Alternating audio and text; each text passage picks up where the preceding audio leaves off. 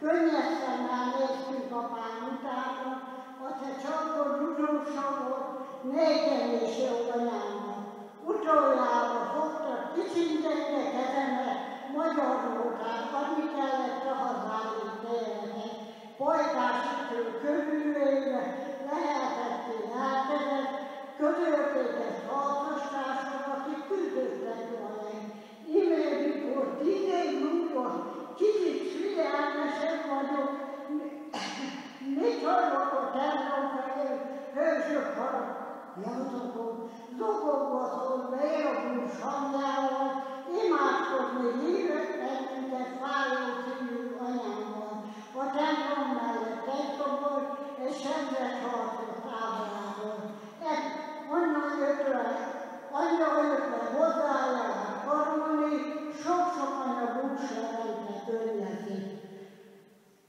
Háború házája, fészekből kiesett madárra neve, jaj, nem tudom az éjjel, mi történt velem.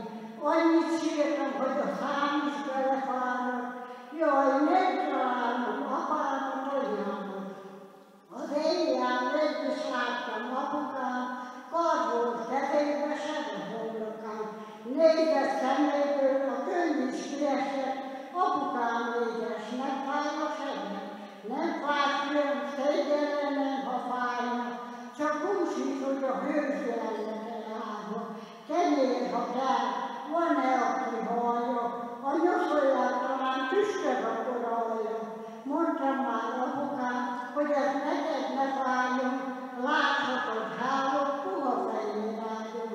Kenyér, ha kell, az egész rendet adja, ha sírok, mindig lesz, aki meghallgassa. Bárki karjait kitárja, Krisztus szívére borul minden áll.